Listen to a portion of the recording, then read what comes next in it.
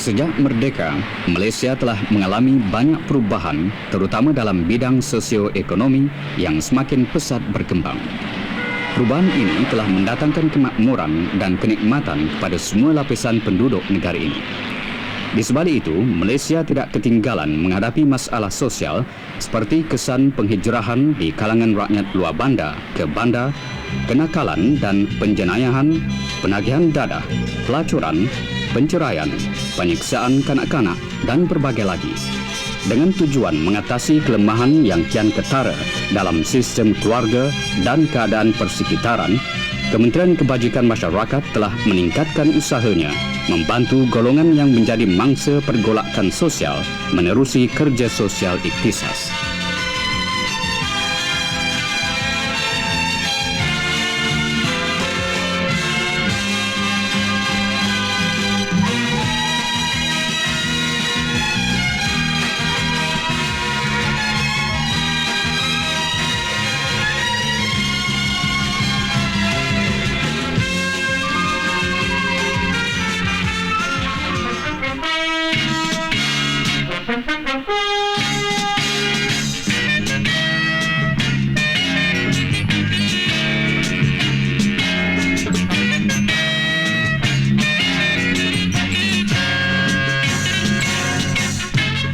Kementerian Kebajikan Masyarakat sentiasa berusaha memperkembang dan mempertingkatkan kemampuan dan keupayaan individu, keluarga dan komuniti dalam konteks pembangunan sosial serta mencegah berlakunya masalah sosial yang boleh menjejaskan kestabilan dan keharmonian masyarakat di samping memulih mangsa akibat pergolakan sosial dan bencana alam. Kementerian ini bertanggungjawab ke atas pentadbiran perkhidmatan kebajikan masyarakat di seluruh negara yang diletak di bawah bidang kuasa Menteri Kebajikan Masyarakat. Keseluruhan pentadbiran terletak di bawah tanggungjawab Ketua Setiausaha, manakala Ketua Pengarah Kebajikan Masyarakat bertanggungjawab di atas pengurusan dan pelaksanaan dasar perkhidmatan ikhtisas. Setiap dasar dan perancangan program dibuat melalui perbincangan di peringkat kementerian. Kebajikan masyarakat merupakan tanggungjawab bersama kerajaan pusat dan negeri. Sebagai jentera perhubungan, Majlis Perkhidmatan Kebajikan Negara ditubuhkan.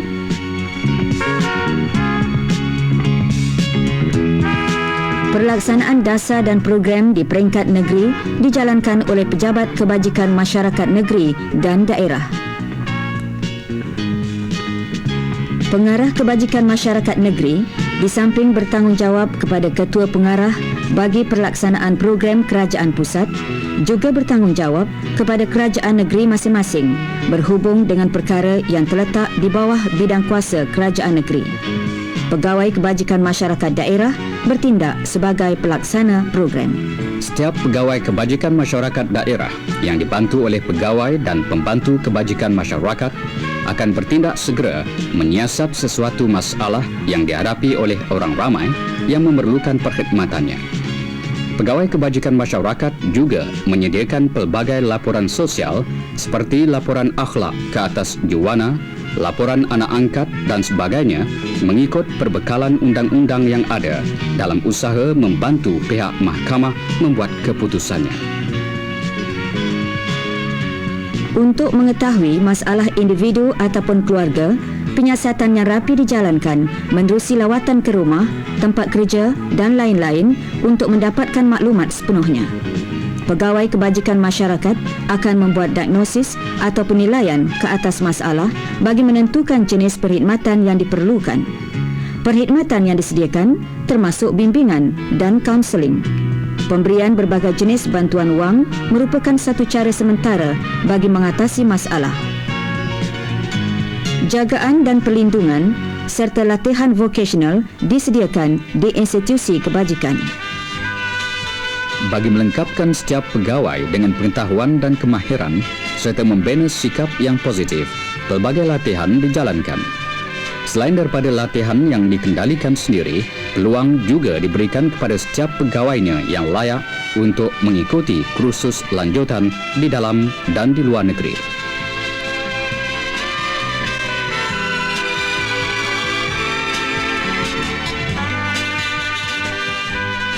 Universiti Sains Malaysia merupakan universiti utama di negara ini yang menyediakan latihan ikhtisas dalam bidang pembangunan dan pentadbiran sosial.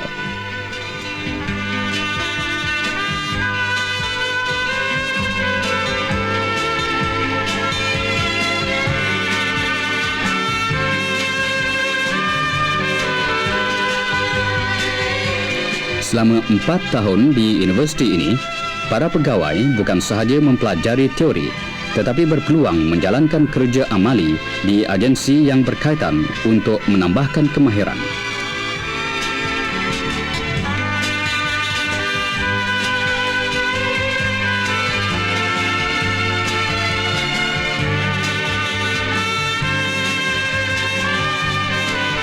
Oleh kerana sebilangan besar penduduk negara ini terdiri daripada orang muda dan kanak-kanak, banyak tumpuan diberikan terhadap kesejahteraan mereka.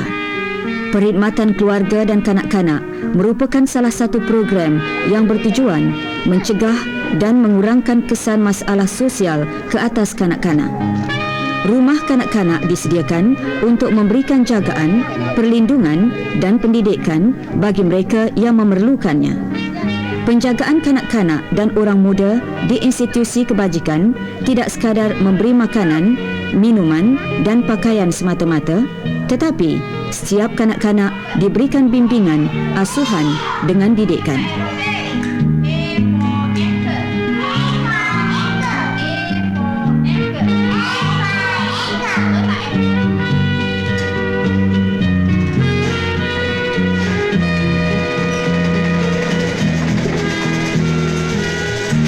Perkhidmatan kebajikan memerlukan penglibatan masyarakat.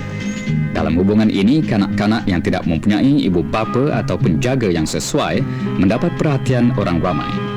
Ada beberapa pertubuhan kebajikan sukarela yang memberi jagaan terhadap anak-anak yatim.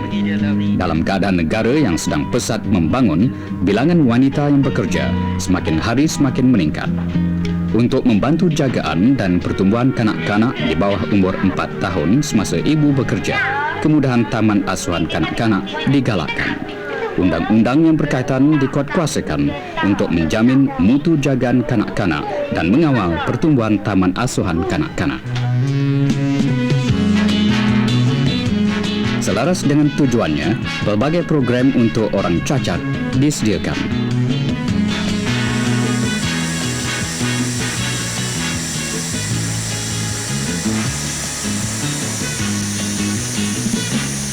Salah satu daripada institusi yang ditadbirkan ialah Pusat Pemulihan Cacat Anggota untuk memulih, melatih dan membantu orang cacat khasnya dalam berbagai bidang bagi membolehkan mereka berdikari. Latihan vokasional mengandungi kelas jahitan, membaiki radio dan TV, pertukangan kayu dan timpalan diadakan, manakala pemulihan sosial pula diberi menerusi bimbingan, kaunseling dan riadah.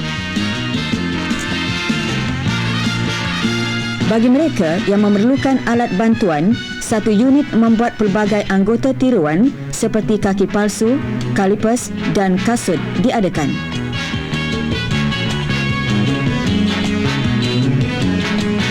Unit ini menggunakan teknologi terbaru dalam pembuatan alat tiruan.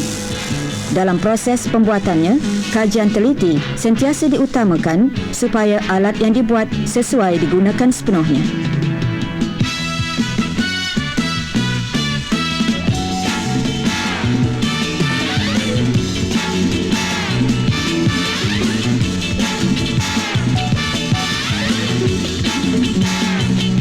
Segala permohonan alat bantuan akan dirujuk kepada pakar ortopedik sebelum diberi kelulusan Jabatan Kebajikan Masyarakat.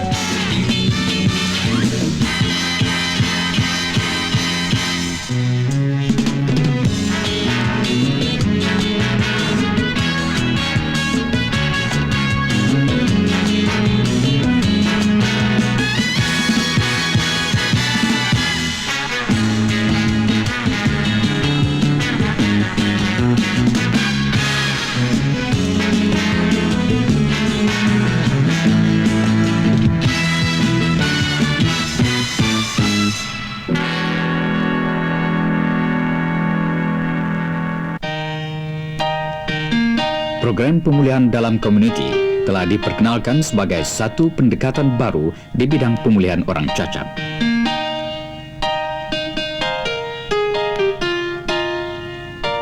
Program ini menekankan penglibatan aktif ibu bapa, keluarga, komuniti, badan sukarela dan pelbagai agensi kerajaan setempat.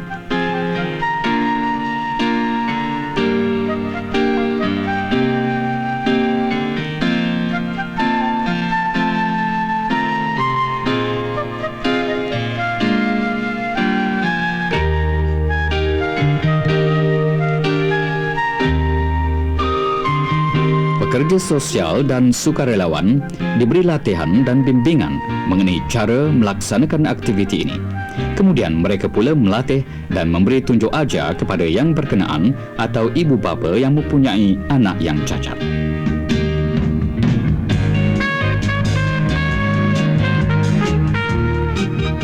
Pekerja sosial membuat lawatan ke rumah dari semasa ke semasa untuk meninjau kemajuan.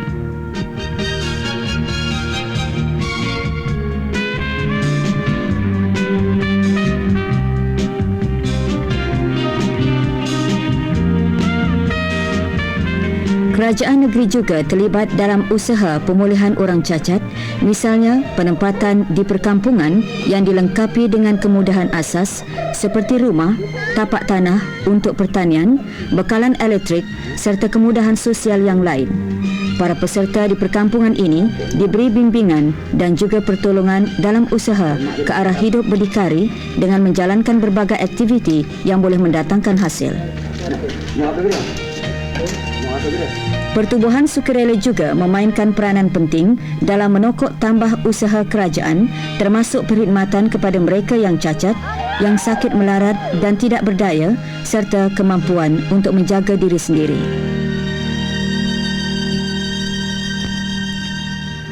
Pemulihan akhlak merupakan salah satu perkhidmatan utama yang diselenggarakan oleh Kementerian Kebajikan Masyarakat dengan rangkaian kerja pegawai akhlak, sekolah akhlak, pusat perlindungan wanita dan asrama akhlak.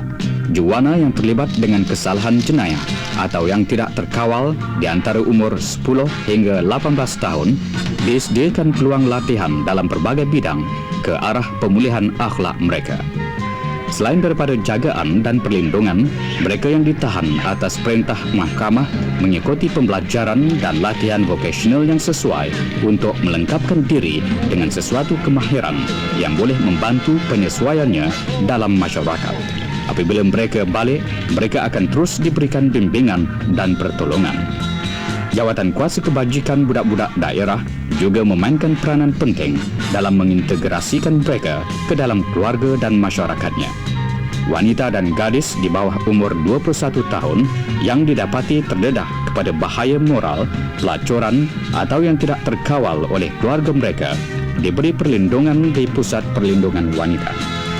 Berbagai aktiviti pemulihan diadakan di institusi ini, terutamanya dalam aspek pendidikan moral dan agama di samping latihan kemahiran yang akan membantu dalam proses integrasi ke dalam masyarakat. Juwana yang ditempatkan di asrama akhlak juga mengikuti berbagai latihan.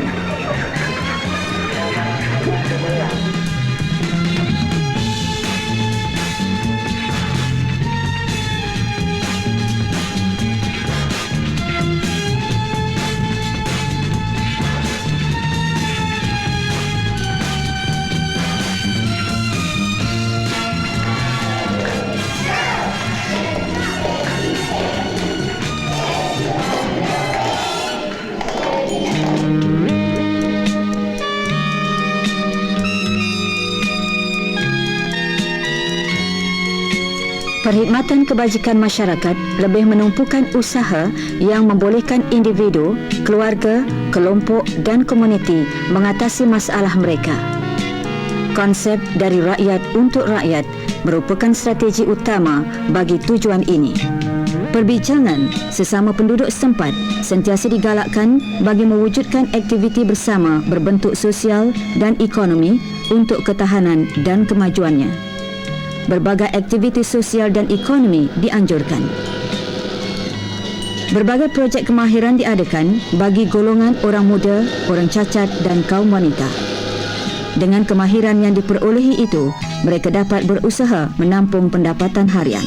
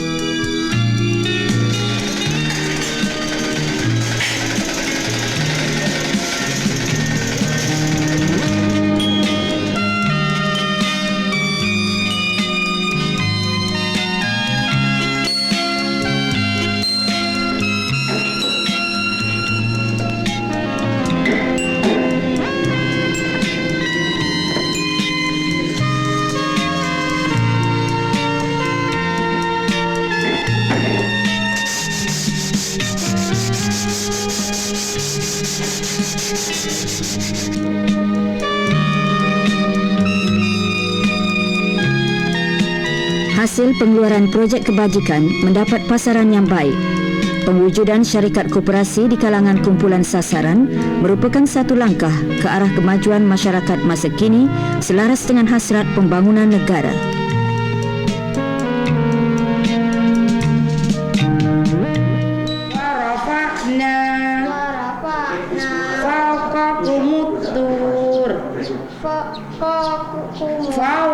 Pembangunan sosial yang sihat tidak akan tercapai tanpa bimbingan agama dan pelajaran di samping kemudahan riadah untuk melahirkan rakyat yang cergas.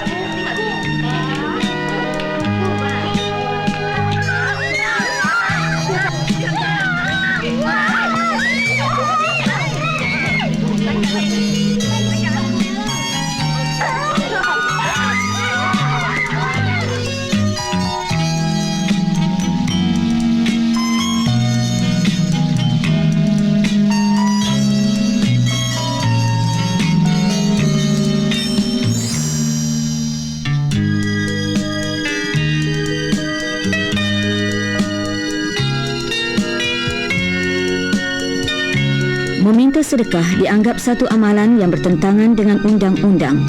Pengemis di bawah umur 60 tahun yang tidak mempunyai keluarga dihantar ke pusat perlindungan untuk diberi jagaan dan perlindungan di samping latihan vokasional dalam berbagai bidang. Aspek keagamaan diberikan tekanan dalam usaha pemulihan. Mereka yang terlatih akan dibenarkan balik supaya dapat memulakan penghidupan baru. Pengemis yang berumur 60 tahun ke atas dihantar ke rumah orang tua. Orang tua yang tidak mempunyai sanak saudara dan mata pencarian juga diterima masuk ke institusi ini untuk diberi jagaan dan perlindungan. Berbagai aktiviti diatur. Mereka yang bertenaga digalakkan mengambil bahagian dalam bidang perusahaan ringan, berkebun dan ternakan serta riadah. Tanggungjawab kebajikan masyarakat ini tidak seharusnya dibebankan kepada kerajaan semata-mata. Malahan, ia merupakan tanggungjawab kita bersama untuk kebahagiaan keluarga, seterusnya masyarakat. Kebajikan adalah tanggungjawab bersama.